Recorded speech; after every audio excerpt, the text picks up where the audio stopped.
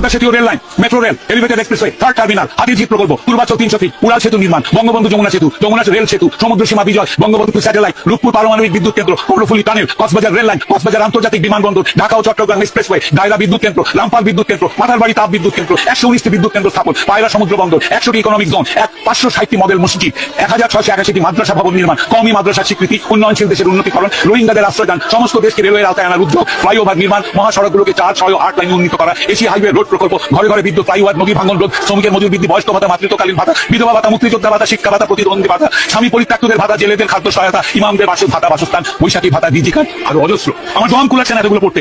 আজকের ভিডিওটা একটা প্রশ্ন দিয়ে শুরু করতেছি। পদ্মা সেতু, metro rail, Karnaphuli tunnel, expressway, radar, পারমাণবিক বিদ্যুৎ কেন্দ্র, এই সব কি শেখ হাসিনা তার বাবার টাকায় করছে? এই প্রশ্নটা আজকাল অনেকেই করে। কেউ ঠাট্টা করে করে, কেউ ট্রল করে করে, কেউ বা নিজেকে অনেক জ্ঞানী মনে করে এই প্রশ্নটা করে ফেলে। কিন্তু সত্যি কথা হইল, এই প্রশ্নটাই প্রমাণ করে দেয় আমরা এখনও রাষ্ট্র কিভাবে চলে সেটাই অনেকে বুঝি না। তাই আগে বুঝতে হবে একটা রাষ্ট্র কিভাবে ফাংশন করে। চলেন দেখি রাষ্ট্র কেমনে ফাংশন করে। রাষ্ট্র চলে জনগণের অর্থে, করের টাকায়, ভ্যাটে, শুল্কে, বাজেটে। কিন্তু শুধু টাকা থাকলেই রাষ্ট্র চলে না। রাষ্ট্র চালাইতে লাগে নেতৃত্ব, যে জানে কোন টাকাটা কোথায় খরচ করতে হবে, কোন প্রকল্প আগে হবে, আর কোন সিদ্ধান্ত ভবিষ্যৎ বদলাবে। একটা উদাহরণ দিয়ে বুঝায় দেই। ধরেন একটা পরিবারের হাতে 50,000 টাকা আছে। কেউ সেই টাকা দিয়ে ঋণ শোধ করে, বাচ্চার পড়াশোনা চালায়, ভবিষ্যতের জন্য সঞ্চয় করে। আবার কেউ সেই একই টাকা অপচয় করে, দেনায় ডুবে যায়। টাকা কিন্তু একই, কিন্তু ফলাফল আলাদা, কারণ ব্যবস্থাপনা ছিল আলাদা। রাষ্ট্রও ঠিক তেমন। এখন কথা হইল, শুধু সম্পদ বা টাকা থাকলেই কি উন্নয়ন হয়? না, শুধু সম্পদ বা টাকা থাকলেই দেশ আগায় যায় না।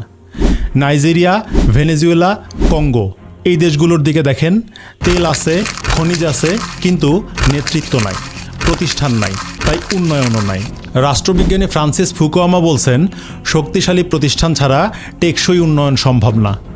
মানে টাকা থাকলেই হয় না, দরকার নেতৃত্ব, প্রতিষ্ঠান আর সঠিক পরিকল্পনা। এখন আবার প্রশ্ন হইল, শুধু নেতৃত্ব থাকলেই কি দেশ উন্নত হয়? এই প্রশ্নের উত্তরও হইল না। যেন তেন নেতৃত্ব দিয়ে দেশ কখনোই উন্নত হয় না। চাই যোগ্য নেতৃত্ব। যেমন আমাদের পদ্মা সেতুর সময় যখন ওয়ার্ল্ড ব্যাংক সরে গেল, অনেকে বলছিল এই প্রকল্প আর হবে না, কিন্তু সিদ্ধান্ত আসলো নিজেদের টাকায় পদ্মা সেতু তৈরি করা হবে। এখানে শুধু অর্থ ব্যাপার ছিল না, এখানে ছিল রাজনৈতিক সাহস। আজ তাই পদ্মা সেতু মানে দক্ষিণাঞ্চলের অর্থনীতি, সময় বাঁচানো, ব্যবসা বাড়ানো, বিনিয়োগের সুযোগ, জাতীয় আত্মবিশ্বাস। এখন কথা হইল, শুধু রাস্তাঘাট হইলেই কি উন্নয়ন সম্পূর্ণ হয়? আরও লাগে নিরাপত্তা। আধুনিক যুগে আকাশ প্রতিরক্ষা খুবই জরুরি। বিশ্বের শক্তিশালী দেশগুলো তাদের আকাশ প্রতিরক্ষার দিকে সব থেকে বেশি নজর দেয়, কারণ রাষ্ট্র যদি নিজের আকাশ সীমার নজরদারি ঠিক করতে না পারে, তাহলে উন্নয়নও ঝুঁকিতে পড়ে। বাংলাদেশের আকাশ প্রতিরক্ষা ব্যবস্থায় আধুনিক রাডার সংযোজনের মাধ্যমে নতুন সক্ষমতা তৈরি হয়েছে। যদিও আজকে শেখ হাসিনা ক্ষমতায় নাই, কিন্তু তার সরকারের সময় নেওয়া সিদ্ধান্ত, পরিকল্পনা ও আন্তর্জাতিক চুক্তির ফলেই এই প্রকল্প বাস্তবায়ন সম্ভব হয়েছে। 2017 সালে ফ্রান্সের সঙ্গে প্রায় 941 কোটি টাকার চুক্তির আওতায় এই অত্যাধুনিক রাডার ব্যবস্থা আনা হয়, যার কভারেজ প্রায় 463 কিলোমিটার পর্যন্ত। মানে শুধু বাংলাদেশের আকাশ সীমা না, সীমান্ত ঘেঁষা বিস্তীর্ণ অঞ্চলও নজরদারির আওতায় আসছে। এটাই রাষ্ট্রীয় দূরদর্শিতা, কারণ উন্নয়ন মানে শুধু ব্রিজ না, এখানেও আছে নেতৃত্বের গুণাবলী, দূরদর্শী সিদ্ধান্ত, প্রযুক্তি বিনিয়োগ, নিরাপত্তা অগ্রাধিকার, ভবিষ্যৎ হুমকি বিবেচনা। শুধু কি উন্নয়ন করলেই হবে? উন্নয়ন করলে সাথে সাথে সেটার সর্বোচ্চ আউটপুট নিশ্চিত করাও জরুরি। এজন্য চাই সঠিক ব্যবস্থাপনায় নাগরিক জীবনকে গতিশীল করা। যানজট, সময় অপচয়, কর্মঘণ্টা নষ্ট, জ্বালানির অপচয়, নগর অর্থনীতির স্থবিরতা, একটা শহর যদি জ্যামে আটকে থাকে তাহলে অর্থনীতিও আটকে যায়। শেখ হাসিনা সরকার বাংলাদেশে মেট্রো রেল বানাইছে।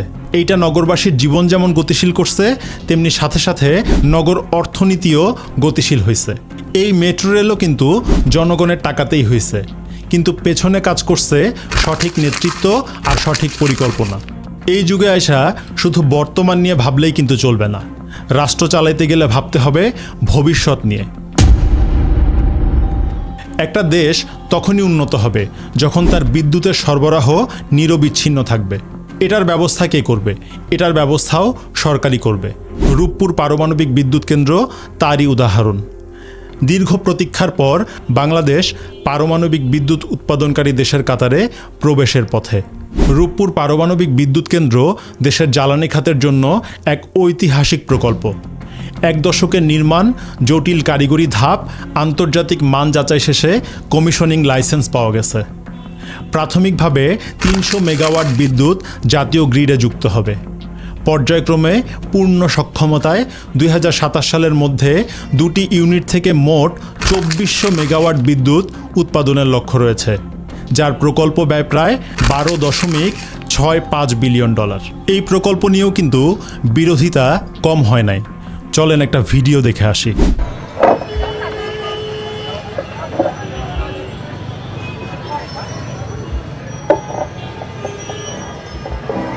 এখন কথা হইল, শেখ হাসিনা কি এই প্রকল্প নিজের টাকায় করছেন? না, করেন নাই। এর পেছনেও ছিল সঠিক পরিকল্পনা, দৃঢ়তা, কূটনৈতিক তৎপরতা আর লক্ষ্য অর্জনের প্রবল আকাঙ্ক্ষা। তাই এটা শুধু বিদ্যুৎ না, এটা জ্বালানি নিরাপত্তা, শিল্পায়নের শক্তি, প্রযুক্তিগত সক্ষমতা, দীর্ঘমেয়াদী অর্থনীতি। বিশ্বের অন্যান্য দেশগুলা যারা উন্নত হয়েছে তারা আসলে কিভাবে হয়েছে? চলেন দেখি চীন কি করলো। চীন একসময় দরিদ্র দেশ ছিল। তারপর আসলেন দেং জিয়াওপিং। তিনি বললেন, বিড়াল কালো না সাদা সেটা গুরুত্বপূর্ণ না, ইঁদুর ধরতে পারে কিনা সেটাই গুরুত্বপূর্ণ। মানে স্লোগান না, ফলাফলটাই মূল। তিনি শিল্পনীতি নিলেন, বিদেশি বিনিয়োগ আনলেন, রপ্তানি বাড়ালেন, বন্দর বানালেন, রেল বানালেন। আর আজকে চীনের দিকে তাকায় দেখেন, চীন আজকে বিশ্বের পরাশক্তি। আপনার শুধু বিপুল জনসংখ্যা থাকলেই হবে না, জনসংখ্যাকে জনশক্তিতে রূপান্তর করতে হবে। চীন দেখাইলেও নেতৃত্ব কি করতে পারে। এবার চলেন দেখি গণতান্ত্রিক কাঠামোতে ভারত কিভাবে উঠল। ভারত একটা সময়ে দারিদ্র্য পীড়িত দেশ ছিল। আজ বিশ্বের চতুর্থ বৃহৎ অর্থনীতির দেশ ভারত। কেন? অবকাঠামো উন্নয়ন, প্রযুক্তি খাতে উন্নয়ন, সামরিক খাতকে শক্তিশালীকরণ, ডিজিটাল বিপ্লব, ধারাবাহিক রাষ্ট্রীয় লক্ষ্য।